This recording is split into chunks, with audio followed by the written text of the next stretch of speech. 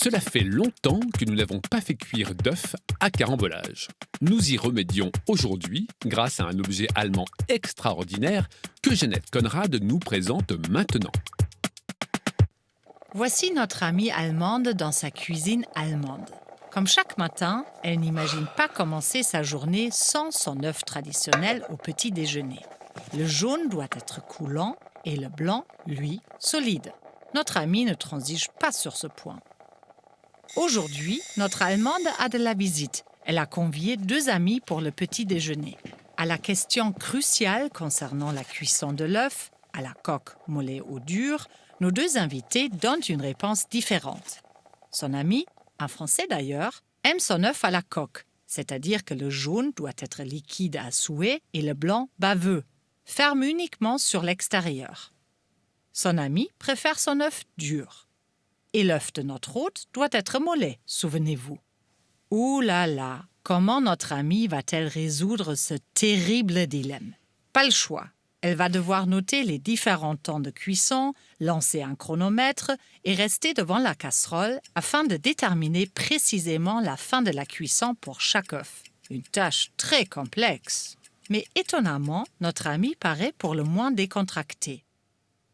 Tandis que ses invités s'installent et commencent par se servir un café, notre amie ouvre la boîte d'œufs. Elle dépose délicatement 3 œufs dans la casserole. Parfait. Oh, mais quel est ce drôle d'œuf doré? Serait-ce un œuf de Pâques? Non, l'œuf doré est un Piep-Ei, un œuf beeper, une invention géniale de l'ingénieur allemand Ruprecht Gabriel.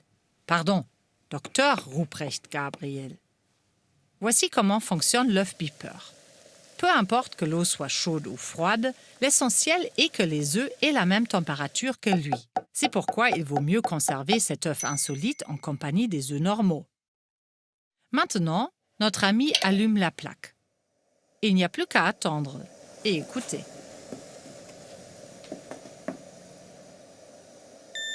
Ce bref signal indique que notre œuf beeper fonctionne à la perfection. Laissons-le travailler. Nos amis prennent leur mal en patience en dégustant une tartine de confiture, de gouda ou de la saucisse à tartiner. Miam, on aimerait se joindre à eux. Ah, une mélodie retentit en provenance de la casserole. Killing me softly. Vous reconnaissez cet air? Cela signifie que les œufs sont à la coque. Notre ami peut donc récupérer le premier dans la casserole et, après le passage obligé sous l'eau froide, le servir à son ami français. Celui-ci l'ouvre à l'aide d'un ustensile absolument vital que les fans de carambolage auront immédiatement identifié. Le Eierschalen-Sollbruchstellenverursacher. Le toqueur à œufs.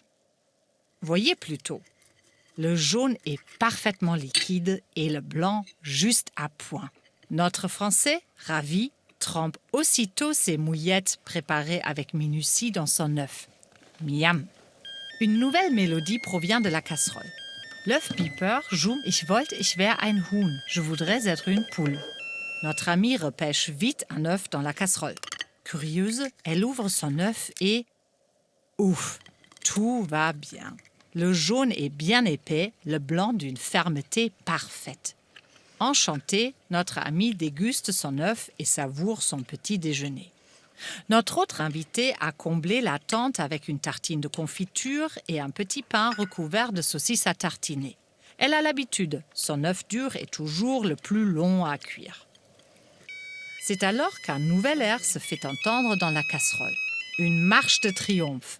Et, vous vous en doutez, l'œuf dur est parfait, lui aussi.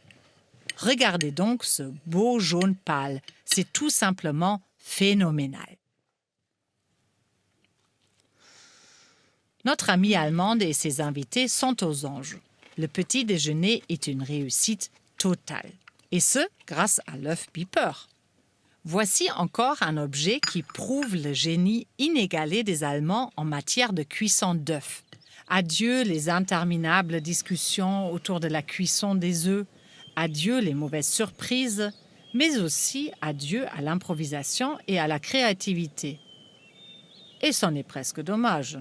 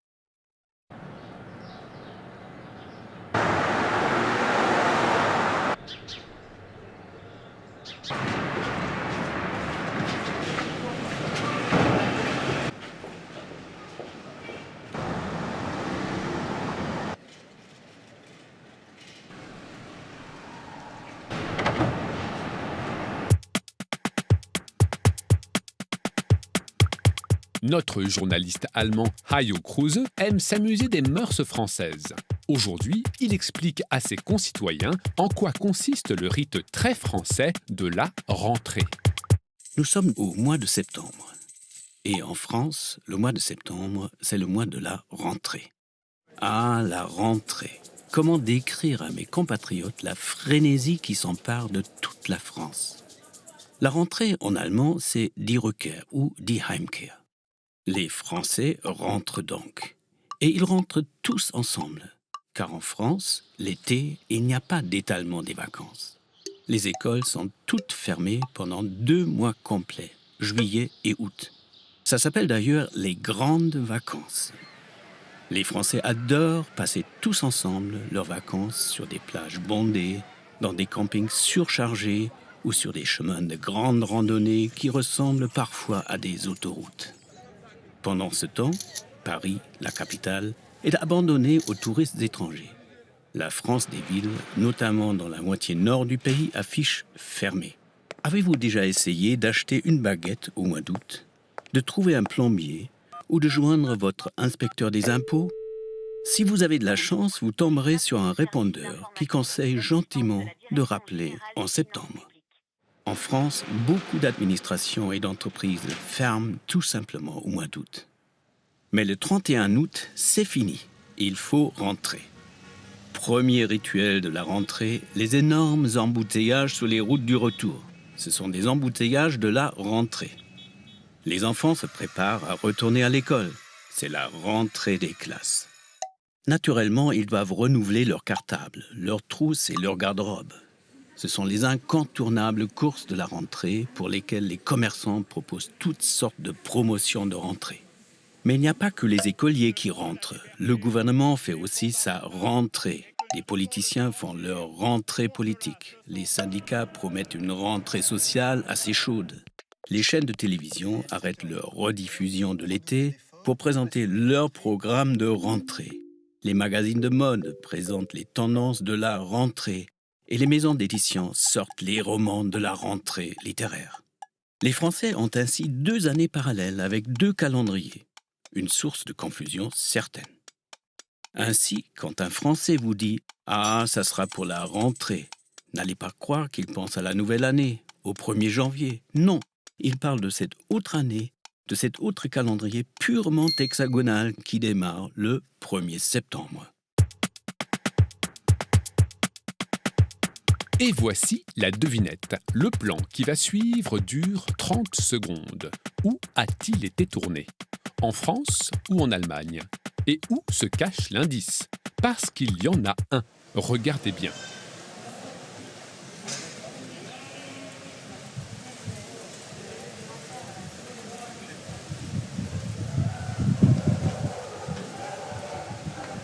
Alors, où se cache l'indice aujourd'hui? Soyez bien attentifs.